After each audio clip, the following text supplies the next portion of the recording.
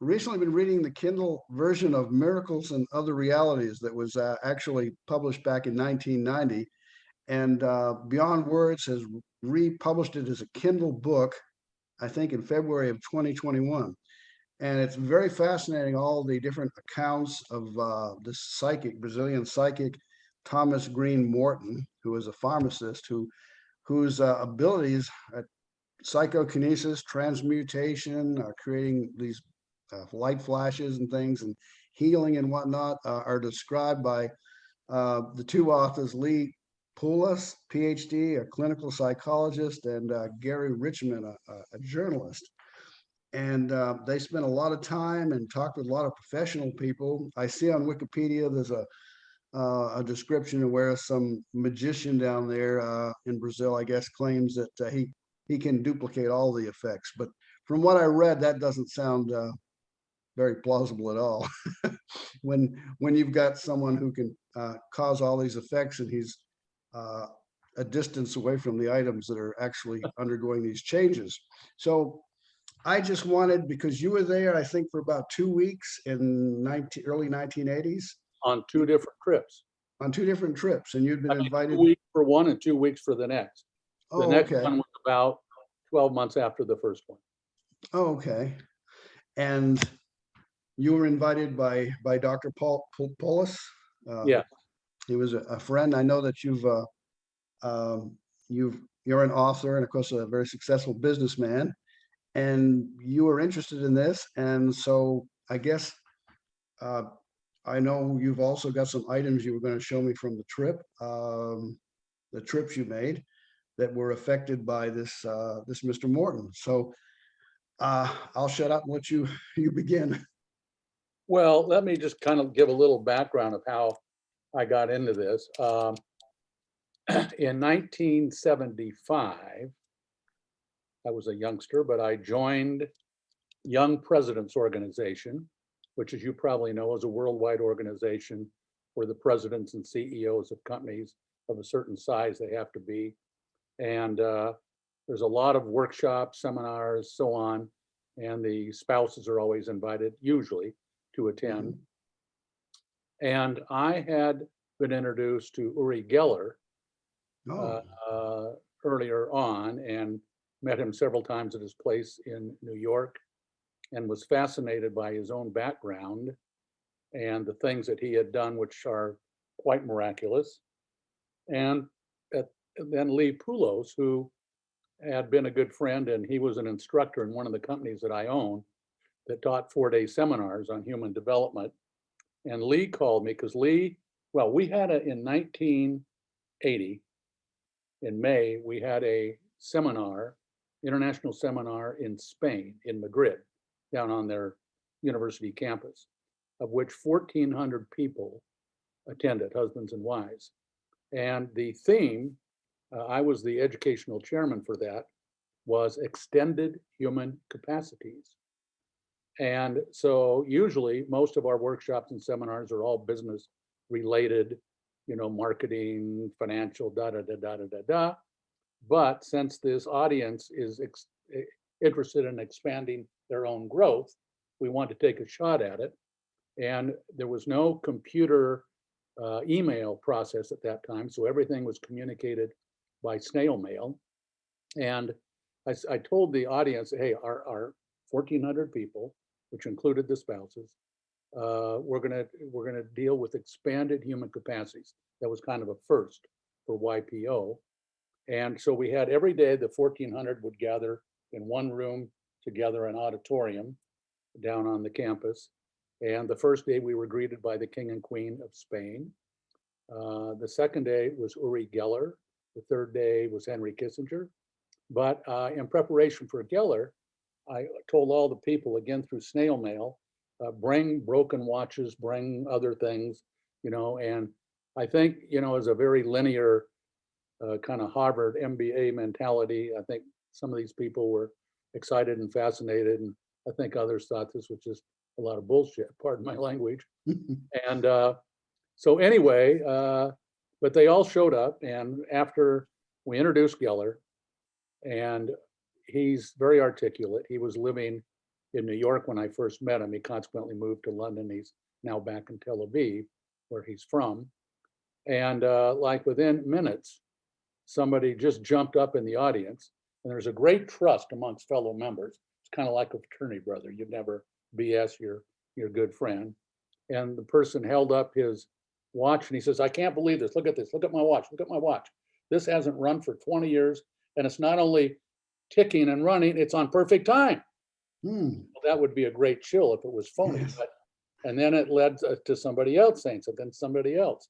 So it was really fun. And every day when we'd have our breakout sessions, more and more and more attendees came to what I had organized under Geller's setup.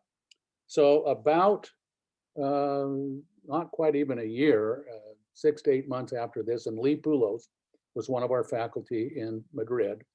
And Lee called me and he said, Jim, if on a scale to 10, Geller's a 10, he said, I just found somebody who's a 20. And I said, yeah, right, Lee, who's that? He said, Thomaz Green Morton from Brazil. And he said, I'm going down there with Gary Richmond, the Brazilian correspondent for whatever the national magazine. National Enquirer. National Enquirer magazine, yeah, exactly. I just read it. He says, do you want to go with us? And I said, well, have you checked this guy out? He said, Jim, I have. He said there was a group of 4 to 6 professors, PhD from North Carolina University that had been down, spent considerable time with Thomaz. He said, I called them, talked to them. They absolutely convinced me this was the real deal. I said, I'm in. So we went down there, and upon our initial greeting, we stayed at his home, actually. And upon his initial meeting, there were maybe a half a dozen of us together. And he said, Jim, you have some round silver thing in your pocket. What is that? And I said, well, it's my good luck silver dollar, American silver dollar, which I pulled out and showed him.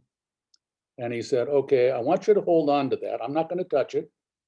And he was 6 feet away from me. So I put my hands around it. It's on a chain now. And he said, what's your birth sign? I said, Pisces. Ah, he says, fish, fish. He said, okay, everybody look down and say, fish, fish, fish. And we did that several times. He said, Gene, open your hand, open your hand.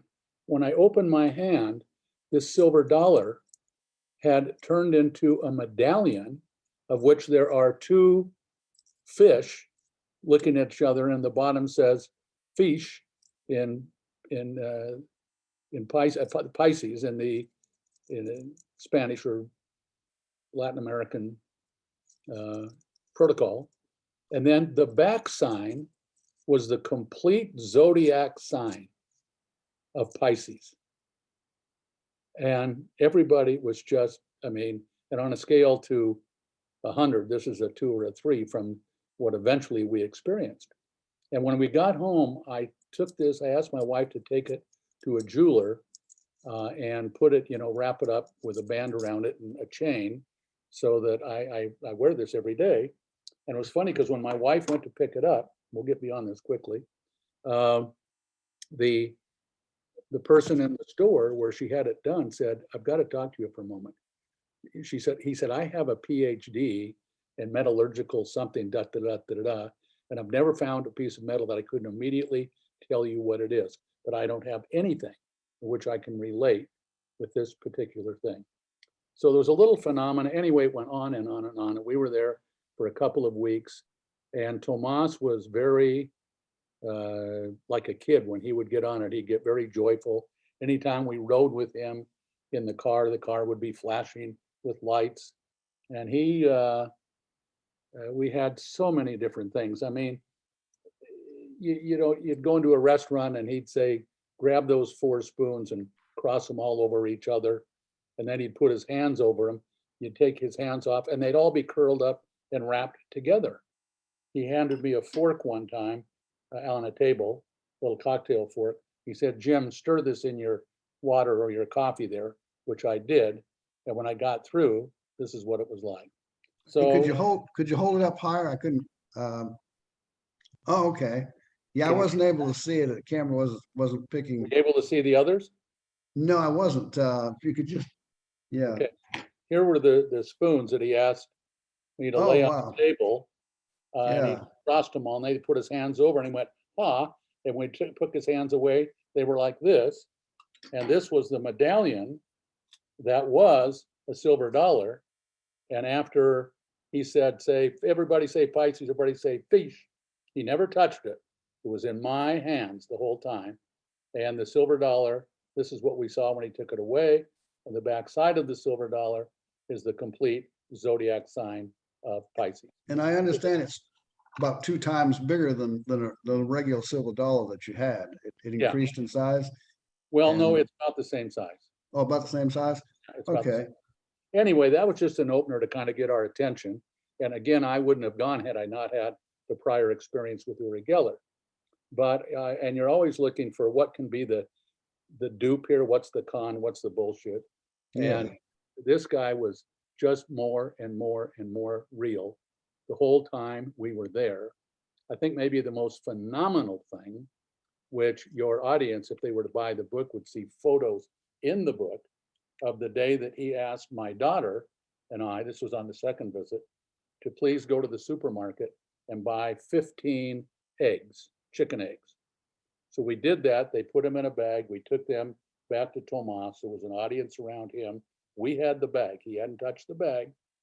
And he said to my daughter, Julie, please take these eggs out one at a time and put them in this bowl that he had. He was holding a bowl in front of him. Uh-huh. And so the eggs were in there. Then he puts his hand over all the eggs, and he keeps doing this. He keeps doing this. He keeps doing this. Then he taps on one of the egg, and it cracks, and there's a little black object in there. And he kept doing this, kept doing this. Then pretty soon he put his finger underneath it. Pretty soon he held it up, and there was a little minute baby chicken.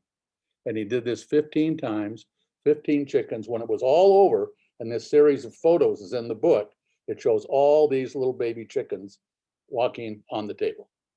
But I Oh, mean, wow. stuff that we have no explanation for. Yeah. But the way that I've always approached this, I've thought, you know, our little ball of dirt, spacecraft Earth, has just got to be one of millions of such bodies floating through the universe. And for us to think we're the most advanced civilization, you know, if you picked up a daily newspaper, you'd say this must be where they send all the weirdos. So I am really, really excited and open, and I so appreciate Lee and Gary writing this book, and now for Beyond Words to republish it. And it's going to be a phenomenal read. It's not something that goes in the science fiction category. And the take-home benefits to me is that once we let go of a very solid belief that nobody will ever cross the ocean in a ship, yeah, well, when somebody did it, that goes away because, you know, and so, or man will never walk on the moon. Really? Oh, yeah. Well, Edgar Mitchell was the sixth man to walk on the lead, and a very good friend of mine. And I was on the board of the Institute of Noetic Sciences, which he formed after he was the fifth man to walk on the moon, I think in 1968. And when he got off the moon, people asked him, what was the most incredible thing you experienced? And he said, when I was on the moon, there were no unanswered questions in my world or my life. I had access to all knowledge, all everything. And he said that caused me to create the Institute of Noetic Sciences. So for the reader that has a thirst to know what more is out there, but wants it not from a fictional point of view, but from somebody or bodies that have had these direct experiences, because the book leads to others who've had similar types of experiences. And I think they can't help but read this and say, you know, I need to open the drawer here of my mind and explore what other avenues are there where I can learn more about what and who we really are. And how can I use that, you know, whether it's in my work or as a parent or as a spouse. And that is what I have found is kind of the evolutionary process for people to grow and become more of what their true potential is. But it usually requires something, unusual, like what I experienced, and I would go out of my way for these experiences, and oftentimes most people do. But it could be reading something somebody never read before. Hopefully, the book that you guys are going to be talking about and marketing. So I've done the talking here, but what questions might you have of me? So in his experiences, I know I talked with uh, a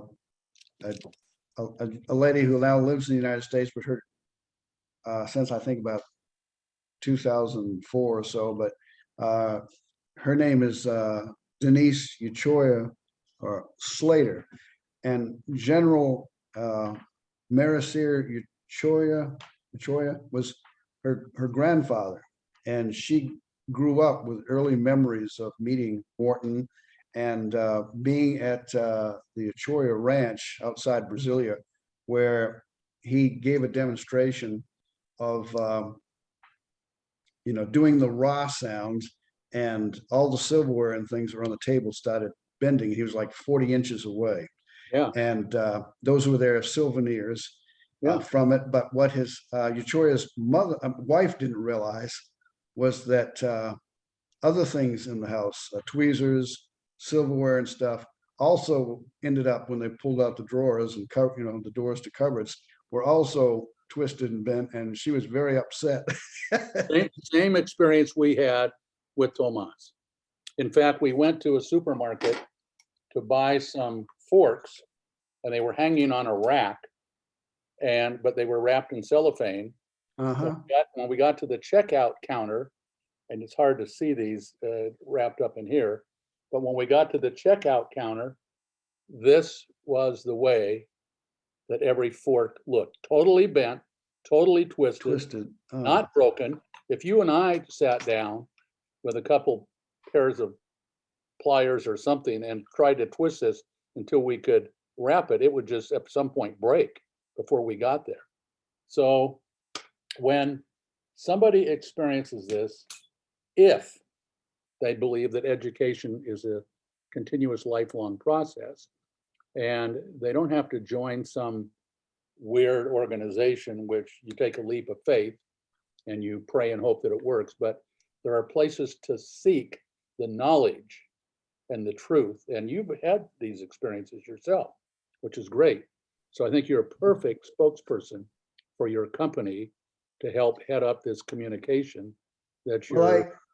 I edit an online magazine called Alternate Perceptions, and so I try to deal with a lot of things that are our alternate perceptions, like the paranormal, UFOs and things.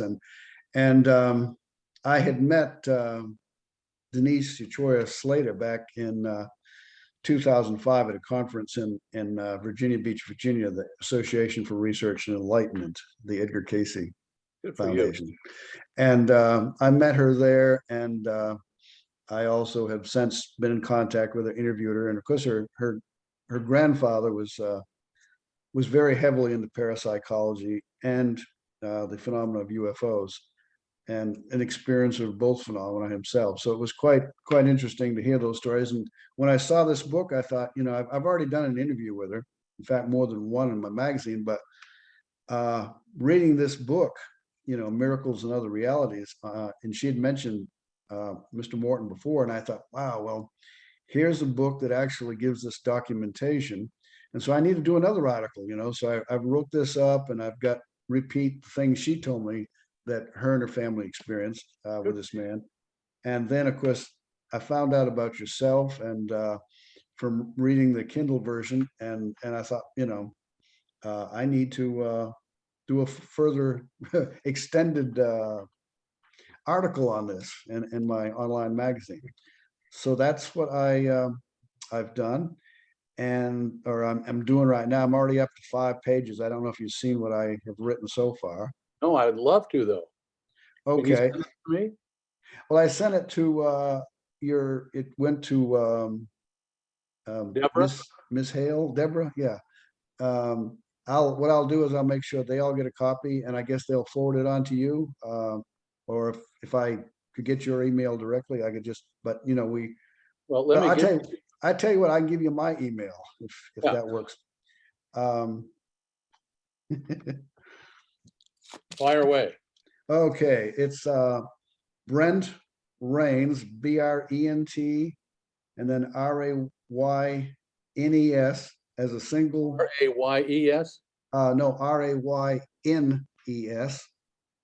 Nes, Yeah, and it would, Raynes, yeah, all lowercase. all single, yeah, just One word. lowercase, and Yeah, all is one word. So it'd be BrentRaynes. got it. It would be at yahoo.com. Spell that. M what? It would be at you know that little curly circle thing Yeah, there, the yeah. at Yahoo, Y A I got it. H Yahoo. Yahoo at .com, Got it. Okay. yahoo.com. Yeah, great. And yeah, if I don't hear from you, I'll go ahead and send Deborah and then make sure they forward that on. I know that I think it's Brenna Hale, or is it whatever her name is there? I forgot. She was Works for, yeah, it works for with, Beyond Word. yeah, she had, I had sent her, I know, a copy of what I'd written. So I don't know if she maybe passed it on to the others or not. So, but I'll, anyway, we just, Well, I must say, in listening to you, there's a great fit, but you've already determined this between you and Beyond Word, because the owners, Richard and Michelle Cohen, are experts in pursuing these different fields and selecting things that will benefit the lives of the readers. And that's got to be a primary motivation, I think, for you and your work. Not only the excitement of what you learn, but where you think you can impact and affect the lives of so many people. And I've Googled your company, and I'm very impressed with oh, what okay. people do. Well, appreciate it. I've worked with, in fact, I've worked with the Dr. Edgar Mitchell Foundation on research into extraterrestrial and extraordinary experiences a few years back, assisting them. And I met some of the, and worked with some of the PhD people associated with them. And myself, I've just been very interested in, started out with UFOs and expanded from there back when I was 14, which has Oh, been a good 55 years since then. So I'm interested in all sorts of, I guess what you call high strange phenomena that science doesn't yet have a firm grasp on, but I think we're headed in that direction, you know. when you said Edgar Mitchell, do you mean the astronaut? Yeah, yeah. Sixth man to walk on the moon. Right. In fact, I got to do an interview with him, oh, some years back for the magazine. Um, I so and of course he was someone that worked with the Free Organization to study UFO phenomena, Yep. and they surveyed with over 600 questions several thousand contact experiences who had not only seen craft but claimed they had seen aliens and maybe even been Yeah. aboard craft. So, Yep.